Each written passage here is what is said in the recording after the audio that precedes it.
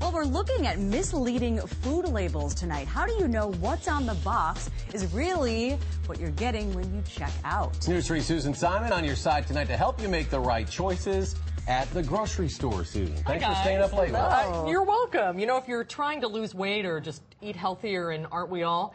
We have hopefully a couple of helpful tips the next time you go to the grocery store. We all have the right to know what we're eating, and food labels are a valuable consumer tool. But food marketers can be very sneaky, and what you see is not always what you get. Here's some expert advice the next time you go to the store. The aisles of the supermarket can be bewildering. Just about everything you see claims to keep you healthy. What's the truth? We asked Dean nutritionist Tony Sterry to help us decode confusing food labels. Well, it's definitely confusing. I agree with you on that.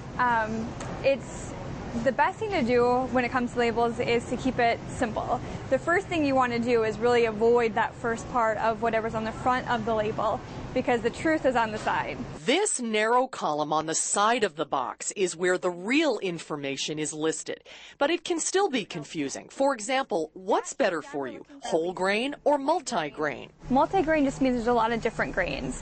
Could be wheat, could be oats, could be barley, could be rice, corn. Just means there's multiple grains in the product. Doesn't necessarily mean it's a whole grain though. The front of this box of wheat thins says it's 100% whole grain. So that's the key that you're looking for, the whole grain wheat flour. And you want whole grain wheat to be the first ingredient. First ingredient. But in this one we have the whole grain and we have some enriched products behind it.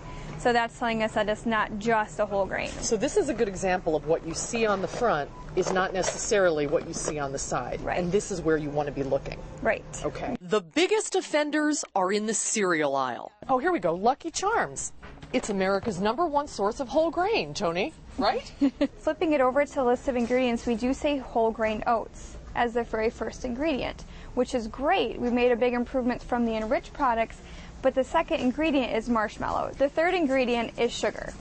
So we have whole grains as, yes, the first ingredient, but we're looking at top 3 ingredients. Even cereals like Wheaties and shredded wheat need an extra look. Whole grain wheat, that's sugar. Great. Sugar, second ingredient. And corn syrup. And trans fat, a dangerous hydrogenated oil, is another tricky label. A product can claim it's trans fat free if it contains less than 0.5%. So there actually is trans fat in most brands of chips and peanut butter. It's just kind of knowing the little tricks and trade behind it and trying to take your time at the grocery store. You know, it is a matter of picking up and looking at the label and saying, yes, this is a good product, or no, this isn't.